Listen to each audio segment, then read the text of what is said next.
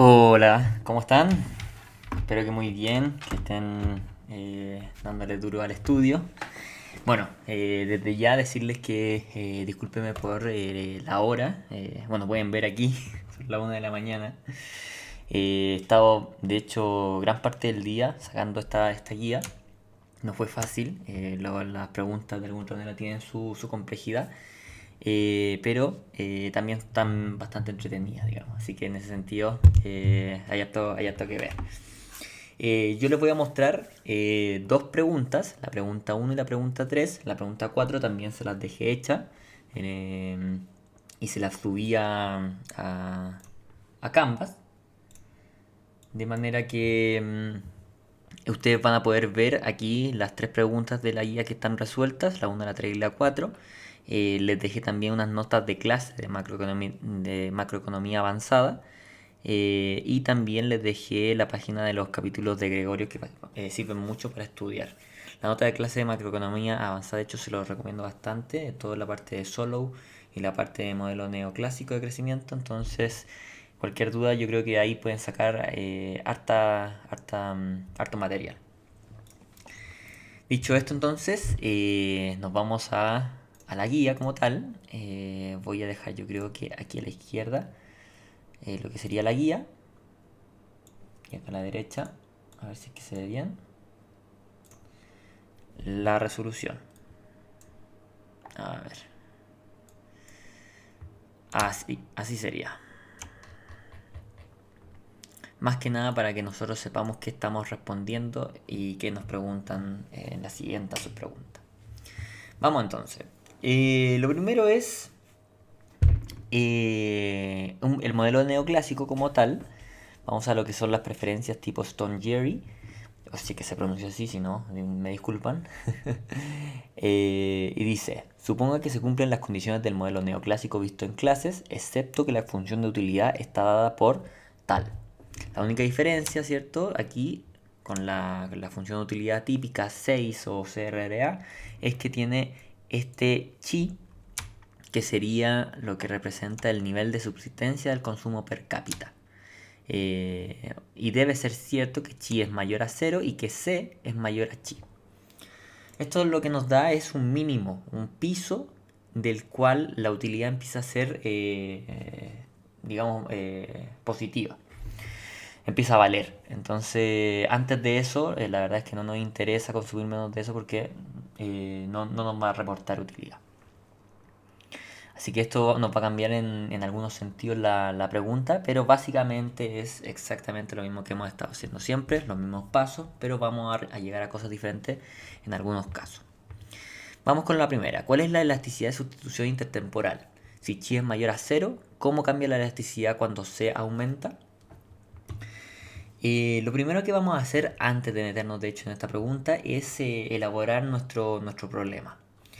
Generalmente en estos problemas nosotros vamos a ir viendo, vamos a maximizar, vamos a solucionar un problema maximizando una senda de consumo y de capital sujeto a una cierta restricción, ¿cierto? Y esta es la que nosotros siempre hemos hecho. Aquí básicamente estamos suponiendo, pero esto es nuestro problema general desde siempre. Maximizamos entonces nuestra función de utilidad de consumo en t intertemporal, entonces de t igual a 0 hasta el infinito, traído a través de un factor de descuento beta elevado a t, que está entre 0 y 1, y sujeto a entonces nuestra restricción contemporánea, que nos dice que nuestros usos de nuestra plata, que sería esta parte izquierda de la ecuación, tienen que ser igual a nuestros fondos de plata, que sería la parte derecha de la ecuación. Bueno, ustedes ya saben entonces que al maximizar esto, sujeto a esta restricción presupuestaria, nosotros sacamos unas condiciones de primer orden. Sacamos una condición de primer orden, o sea, derivamos respecto a CT, derivamos respecto a CT más 1, a KT más 1 y a lambda T. Le agregué, generalmente lo hacemos a través de la 1, la 3 y la 4, pero le agregué la derivación con respecto a CT más 1 básicamente porque generalmente derivamos con respecto a ct y luego lo que hacemos es adelantar un periodo. Es básicamente lo mismo que estar derivando con respecto a ct más 1. Entonces tenemos estas cuatro ecuaciones y entonces una secuencia de consumo y capital, ct como kt más 1, desde el periodo 0 hasta el infinito, va a ser una solución al problema del planificador si y solo si resuelve. Y aquí es donde nosotros agarramos la ecuación 1 y 2 y la combinamos con la ecuación 3 del capital. Esto ya lo saben ustedes como básicamente o sea, como por osmosis ya le entra, yo creo, porque lo han visto infinitas veces. Pero básicamente eh, estamos reemplazando este lambda t aquí, y estamos reemplazando este lambda t más 1 aquí. Y nos queda entonces la típica ecuación de Euler, que nos va a representar la dinámica del consumo intertemporal. Luego repasamos directamente la ecuación 4, acá abajo, que es nuestra restricción presupuestaria.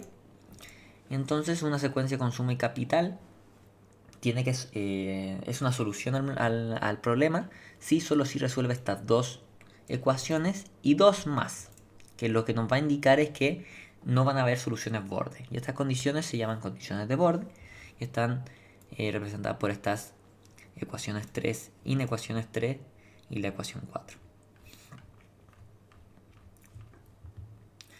Además, sabemos que dados los supuestos del problema, la solución existe y es única. Esto lo pueden corroborar en Acemoglu 2009. Pero a través de los supuestos que nosotros le imponemos al modelo neoclásico, a las funciones de utilidad y de producción, la solución existe y es única, que es súper importante. Asumimos entonces que la función de producción está como sale acá. Esta función de producción que ya está dividida por el factor labor o trabajo. Entonces ya está estandarizada. Y vamos entonces con la primera pregunta. Dice, ¿cuál es la elasticidad de sustitución intertemporal? Si chi es mayor a 0, ¿cómo cambia la elasticidad cuando C aumenta? Para saber cuál es la elasticidad de sustitución intertemporal, nosotros tenemos que partir sabiendo la fórmula de la elasticidad de sustitución intertemporal. Y es esta.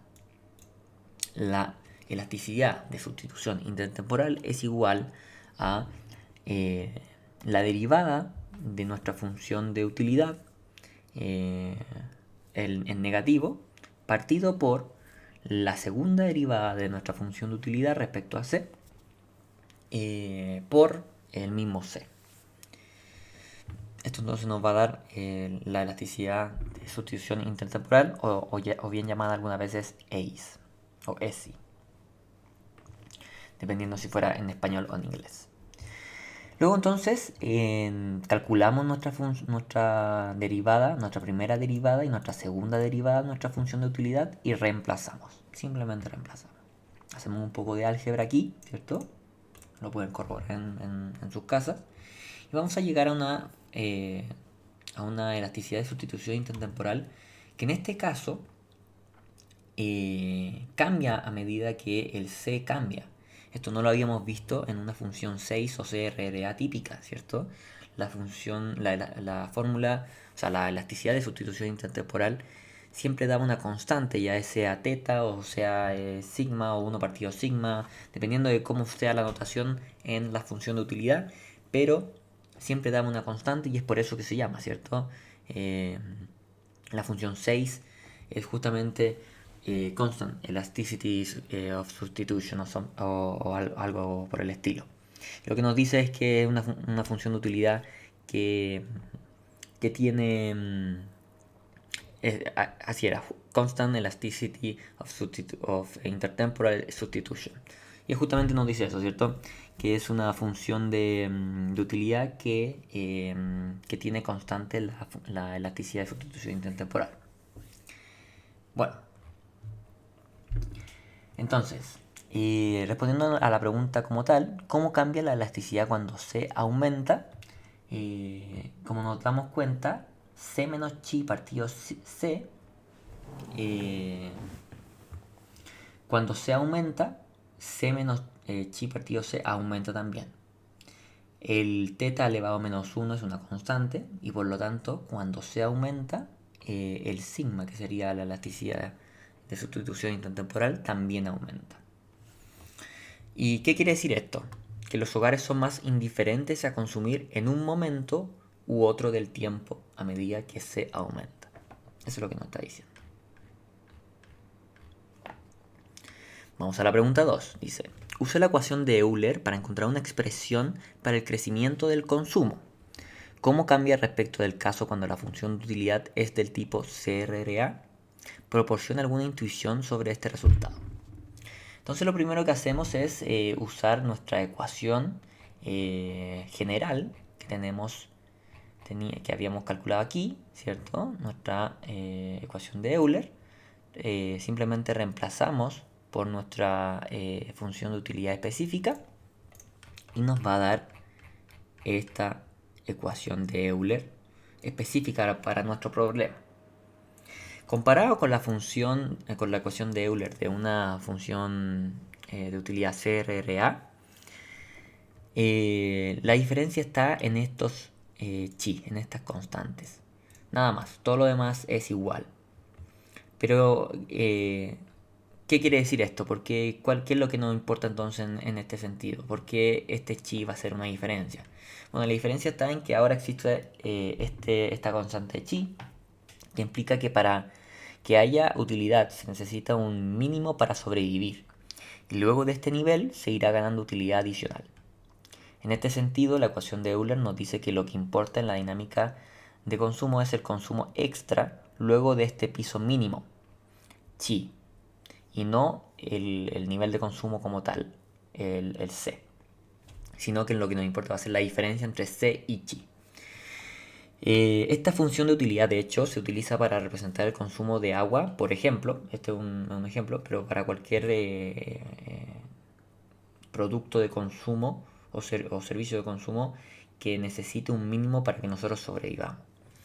Y por ejemplo, esto es el caso del agua. Se necesita un mínimo de agua para sobrevivir y luego de esto llenar una piscina o tomar una ducha o cualquier otra cosa que no sea tan excesivamente relevante para sobrevivir, eso nos va a ir dando utilidad. Pero sí necesitamos un mínimo de agua para tomarla y poder sobrevivir unos 3 días, porque si no después morimos. Perfecto. Para eso se usan estas funciones de utilidad.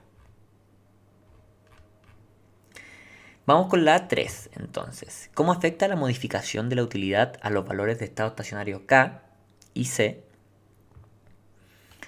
De la ecuación 6 y reemplazando entonces nuestra función de producción, en la ecuación 2, vamos a la ecuación 6. ¿Cuál es la ecuación 6?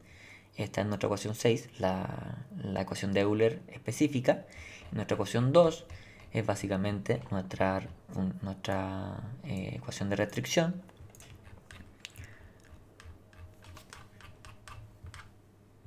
Entonces, vamos de nuevo. Entonces de 6, que es nuestra ecuación de Euler específica, y reemplazando nuestra función de producción en la función de restricción, tenemos el mismo estado estacionario que en clases. Usamos Ct más 1 es igual a Ct es igual a C barrita, que es la constante, y básicamente hacemos lo mismo con el capital. En este caso lo pueden también chequear en las slides, pero vamos a llegar exactamente al mismo estado estacionario que si tuviéramos una función 6 o CRRA, porque no queda en función de ningún chi, o que es lo único que está cambiando en este caso. Así que vamos a quedar con un K barrita descrito por estos parámetros, un C barrita descrito por estos parámetros en función de K, pero K es una constante, ¿cierto? Entonces C y K también son constantes. Y importante, K barrita partido C barrita también va a ser una constante y lo vamos a ocupar entonces en la pregunta 4.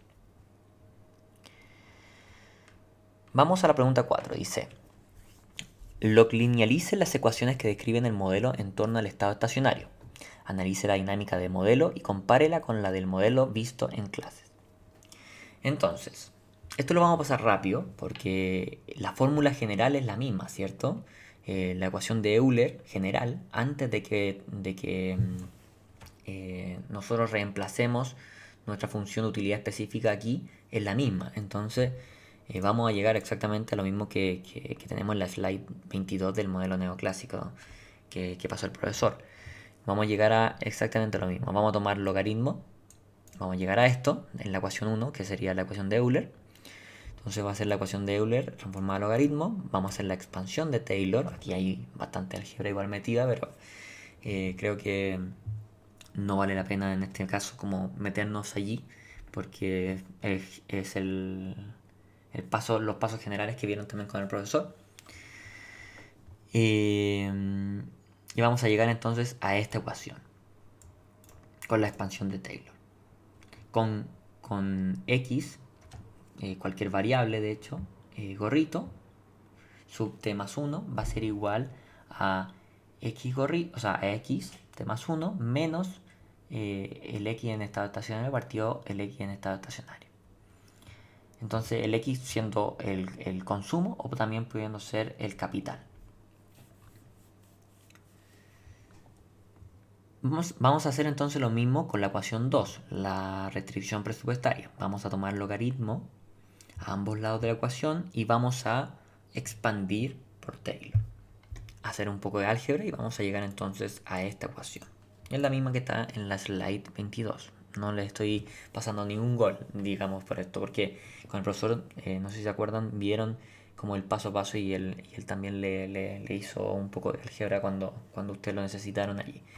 También en la guía de log linealización que yo les subí y en la ayudantía que hicimos, también pueden checar un poco, pero hay álgebra metida aparte de solamente log linealizar que bueno, quizás al principio no les dé, pero el hecho solamente es reajustar y debería empezar a darle como les dio también al profesor en la clase.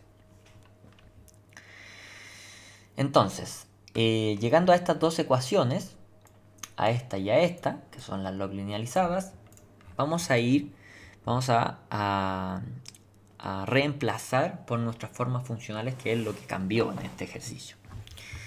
Tenemos que nuestra segunda derivada con respecto al consumo en estado estacionario por el consumo en estado estacionario partido la primera derivada respecto al consumo en estado estacionario, que es esto que está acá. Aquí le falta una barrita, ¿cierto? Esta es C barrita.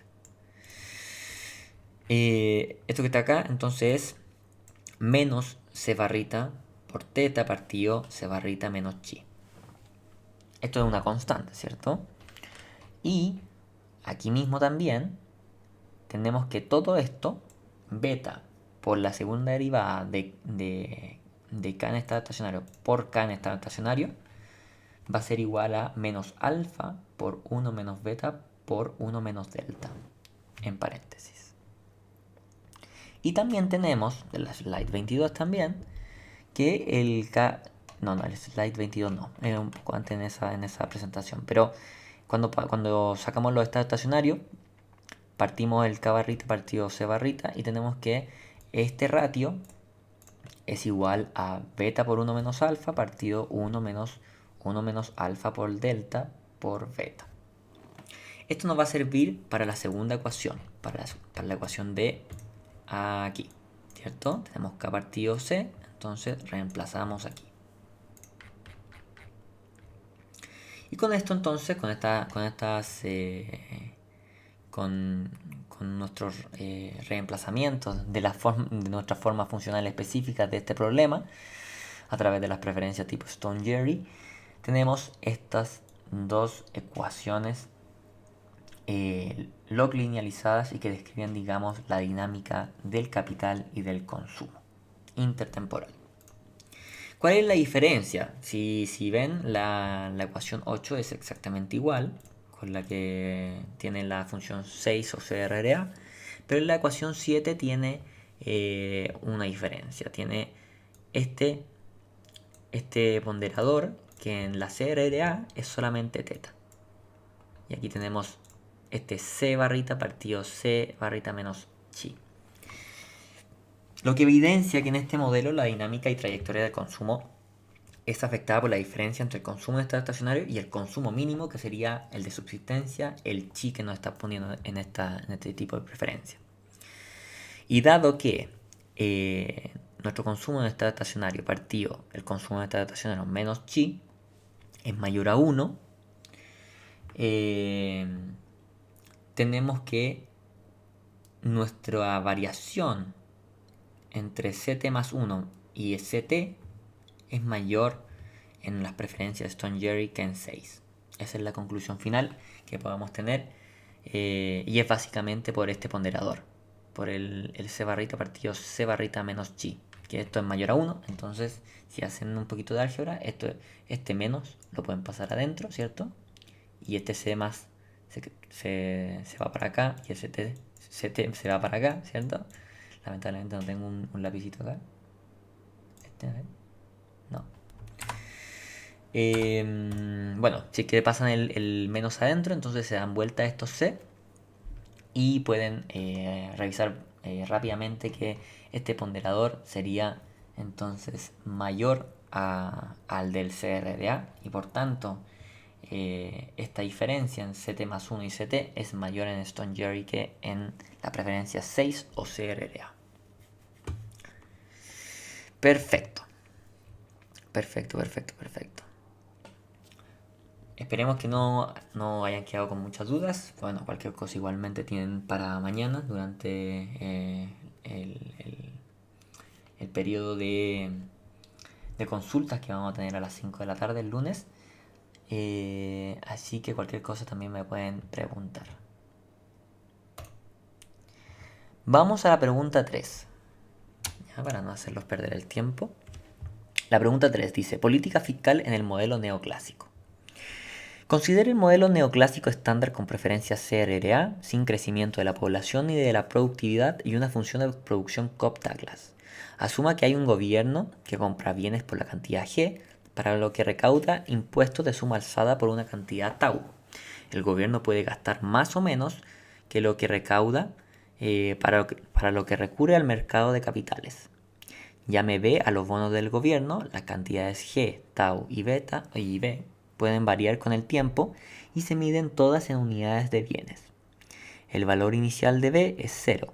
Los bonos pagan la tasa de interés R y no hay default. Si se dan cuenta, la tasa de interés R en este caso no depende de T, así que es una constante en el tiempo. Bueno, déjenme tomar un poco de agua.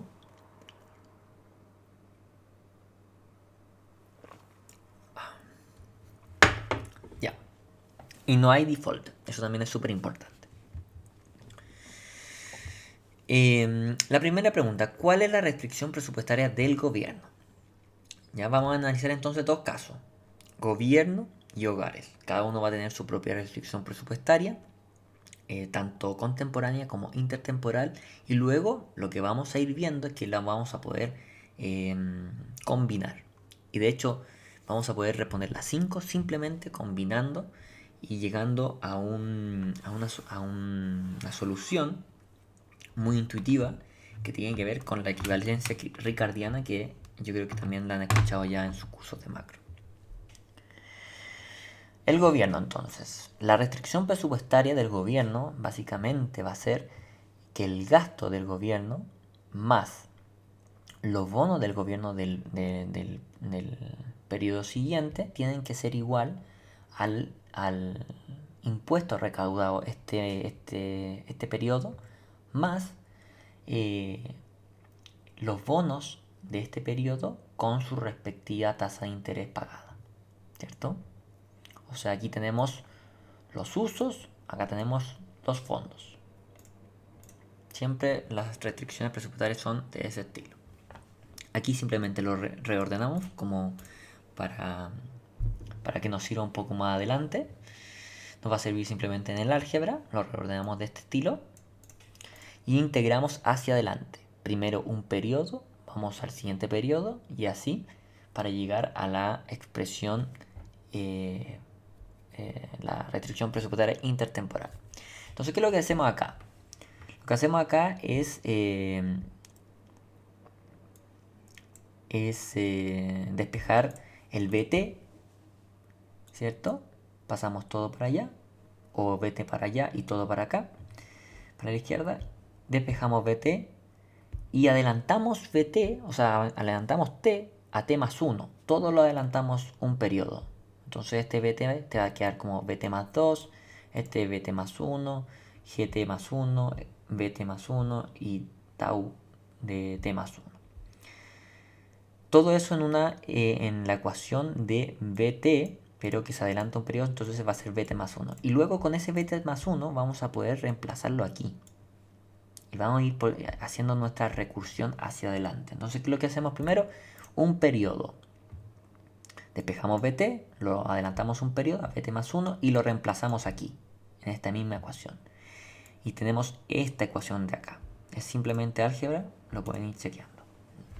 Pueden pausar el video que les estoy haciendo acá y listo. Acabo de ver si es que estaba grabando. Simplemente me dio un paro por si acaso. Ya. Ya, primero entonces un periodo. Luego hacemos exactamente lo mismo. Despejamos. Adelantamos dos periodos a BT más 2 y reemplazamos acá. Y así, vamos reemplazando. Si ustedes hacen esa recursión por unas cuantas veces, se van a dar cuenta del patrón que se forma. Y es después simplemente transformar ese patrón a una sumatoria y al límite descrito aquí. ¿Cierto? Va a ser entonces la sumatoria de los impuestos menos el gasto de gobierno, partido 1 más R. ¿Cómo se llama esto, cierto? Impuesto menos gasto de gobierno. Sería el superávit de la cuenta corriente. Más más los bonos de gobierno mantenidos en el periodo infinito. Ese sería el límite.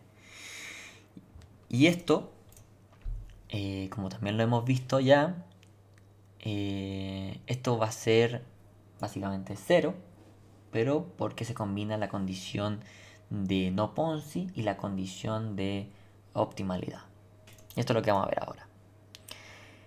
Esta ecuación, que le nombro acá, la 1, permite definir solvencia. Para que el fisco sea solvente, en el largo plazo la deuda pública debe crecer más lentamente que la tasa de interés R, también llamada condición de no Ponzi. Es decir, que tenga un déficit permanente y que para cubrirlo, en conjunto con los intereses, se endeude indefinidamente.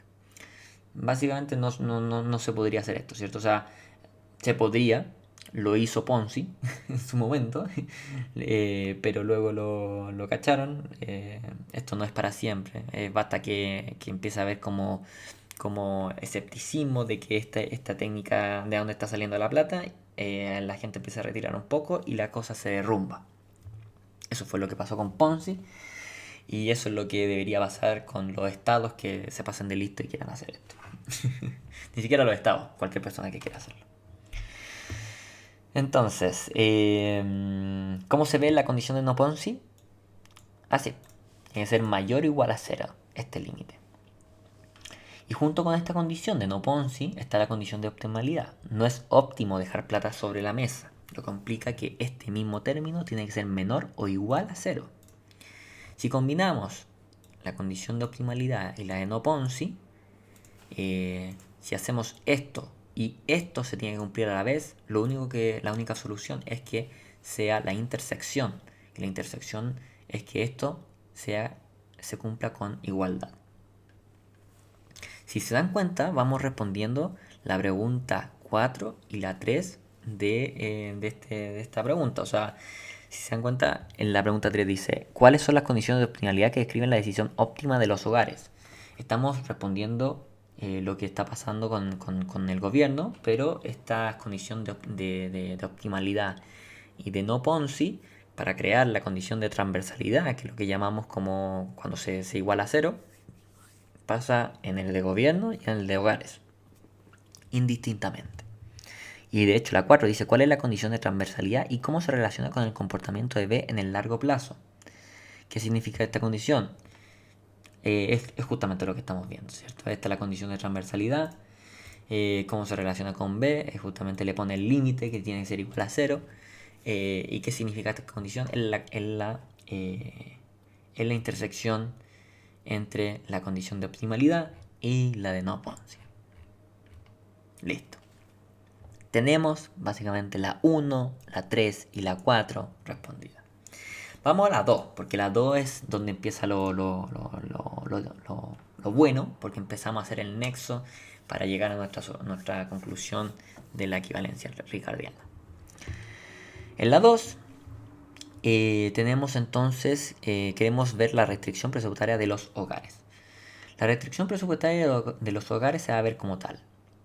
Como les dije antes, vamos a poner los usos a la izquierda y los fondos a la derecha. Si se dan cuenta, en los usos vamos a tener el consumo hoy día, el capital mañana, cuánto queremos tener mañana, la cantidad de impuestos que vamos a pagar hoy día y nuestra cantidad de bonos que vamos a querer mañana. Por el otro lado, lo siento, déjame tomar un poco de agua. Por el otro lado, tenemos nuestros fondos. Nuestros fondos van a ir dados por nuestra función de producción en el periodo T, nuestro capital pasado, o sea, en el periodo T, en este periodo, pero ajustado por la depreciación, y nuestros bonos en este periodo, pero con la tasa de interés pagada. Hacemos exactamente lo mismo que hicimos con el de gobierno, despejamos BT y adelantamos un periodo adelante la ecuación. Aquí lo hice paso a paso para que, porque esta era una ecuación un poquito más grande, dije para que lo vean un poco mejor. Entonces tenemos, despejamos BT, después lo adelantamos un periodo, ¿cierto? Todo un periodo, y se reemplaza la ecuación original, o sea, en esta ecuación reemplazamos este BT más 1 acá, se reemplaza la ecuación original y se repite el proceso para T más 2 y T más 3, etc. Y se va reemplazando para cada uno de los periodos. Vamos a llegar a esta recursión,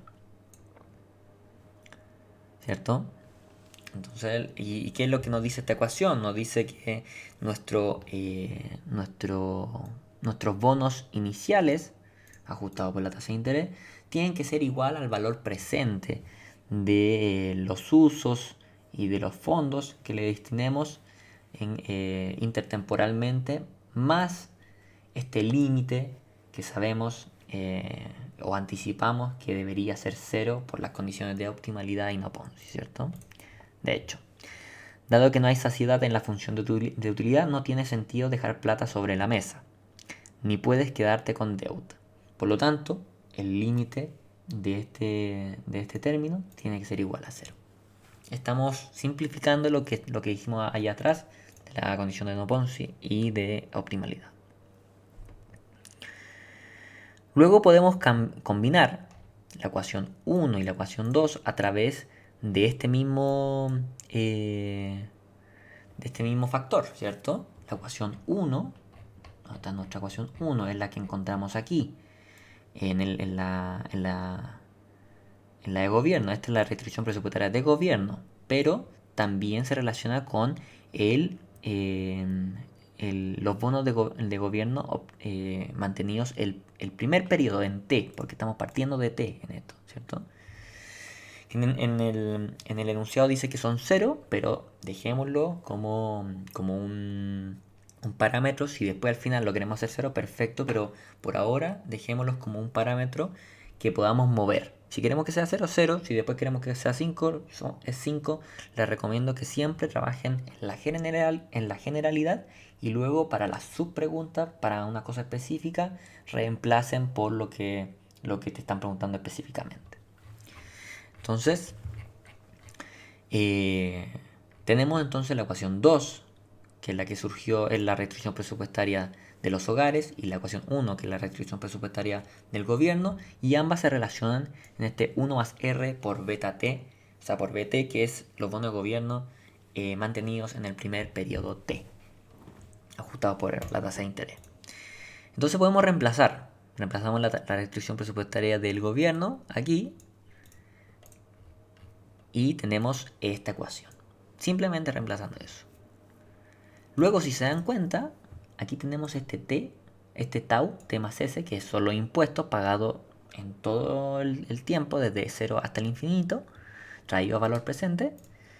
Y aquí también tenemos exactamente lo mismo. Entonces, esto se puede simplificar.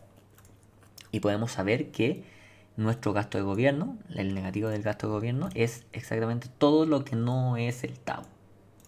Y si queremos hacerlo mucho más rápido, a lo que quiero llegar, de hecho, es que vamos a relacionar exactamente lo mismo, 1 más R, beta T, vamos a relacionarlo con la misma restricción presupuestaria de los hogares, pero si se dan cuenta, la restricción presupuestaria de los hogares original tenía el tau, porque nosotros como hogares no estamos viendo el gasto de gobierno, nosotros no lo estamos agregando en nuestra función de nuestra restricción presupuestaria. Nosotros lo que estamos viendo es cuánto estamos pagando de impuestos. Pero si se dan cuenta, la restricción presupuestaria intertemporal, esto no importa. Porque se cancelan estos impuestos y lo que va a importar es el gasto. Este gasto va a pasar acá. Entonces nuestra restricción presupuestaria intertemporal se puede representar como en impuestos o también en gasto. Y es exactamente el mismo. O sea, reemplazamos este término por este término, por la igualdad que les estoy comentando entre gobierno y hogares, y llegamos justamente a la conclusión de la equivalencia ricardiana. O sea, la restricción presupuestaria intertemporal depende del gasto de gobierno, bueno, varias cosas más, ¿cierto? El consumo, el capital, nuestra función de producción, el delta, la tasa de interés, pero lo que no importa, y aquí va la equivalencia ricardiana, lo que no importa, no va a importar el timing de los impuestos, sino que va a importar el valor presente del gasto de gobierno y también va a importar la deuda inicial. Y bueno, varias otras cosas más, ¿cierto? Pero con respecto a eso, con respecto a los impuestos y el gasto, lo que dice es que no va a importar en la senda de consumo óptima, ni nada, ni ahorro, o sea, lo siento, la senda de consumo sí, óptima, no va a importar el time de los impuestos. O sea, si es que mañana me suben los impuestos, realmente la senda de consumo no va a cambiar. Lo que va a importar es cuánta es la suma intertemporal del gasto de gobierno. Nada más. ¿Y por qué puedo saber eso? Sabiendo simplemente la restricción presupuestaria intertemporal, que está representada con el gasto. Porque luego nuestro problema a solucionar va a ser el típico, ¿cierto? Nuestra preferencia intertemporales traída a través del factor de descuento beta, sujeto a nuestra función presupuestaria, nuestra restricción presupuestaria intertemporal, lo siento.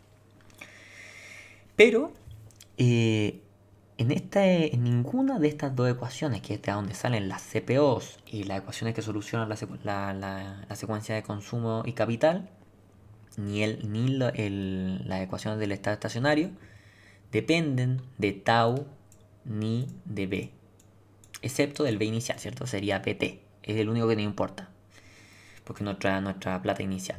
Pero no nos va a importar el timing de b, o sea, a cuánto asciende bt más 3 o bt más 4, ni tampoco tau más 3, tau más 4, porque lo que nos importa es justamente los valores presentes de todas estas variables, desde s igual a 0 hasta el infinito, incluido el gasto. Y es justamente lo que decía la equivalencia ricardiana, como les comento. Para ser más explícitos, se cumple la equivalencia ricardiana. El timing de los impuestos es irrelevante. Lo importante es el valor presente de los gastos y el nivel de deuda, lo que determina el valor presente de los impuestos. Justamente a eso es lo que se quería llegar. Cuando dice la pregunta 5, suponga que el nivel inicial de deuda pública puede no ser cero. ¿Cómo afectan cambios en este parámetro y en las trayectorias de B y tau la dinámica y los valores del estado estacionario del consumo, capital, producto y tasa de interés? La verdad es que no cambia, ¿cierto? No va a cambiar no va a cambiar la senda de consumo y de capital eh, porque cambie la trayectoria de B y tau, que es lo que creo que está como un poco ambigua la pregunta, no está muy bien hecha, o bueno, la verdad no sé si es que esté bien o mal hecha, pero a lo que se refiere es que cuando cambia el B y el tau, la dinámica de ellos, cómo cambia los estados estacionarios del consumo, capital, producto y tasa de interés, y la dinámica del consumo y el capital intertemporal, la verdad es que no cambia, ¿cierto? No va a cambiar porque pudimos transformar el problema a algo que no depende ni de B ni de tau, excepto, por supuesto, como les comento, el B inicial. Eso. Perfecto, entonces intenté hacerlo lo más conciso posible. Hacer esta guía, como les comento, no fue fácil aún así. Me tomó harto tiempo, así que espero que la aprovechen, que la puedan ver. Les subí también la pregunta 4 para que le echen un vistazo. También es súper interesante del modelo de Solu. No se la voy a comentar ahora para que no sea tan largo el video y además que igual creo que es importante que le vayan echando ojos también a ustedes mismos a las cosas para... Aquí falta algo, ¿cierto? Esto es un KT, sorry.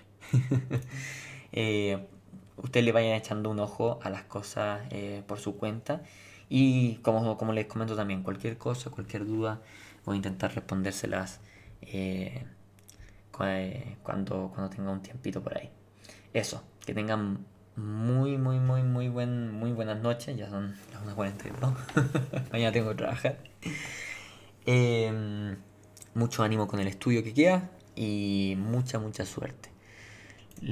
También como les comento, les subí estas notas, aprovechenlas, son súper interesantes, de ahí saqué de hecho mucha motivación de lo que sería la respuesta a estas preguntas, porque yo la hice.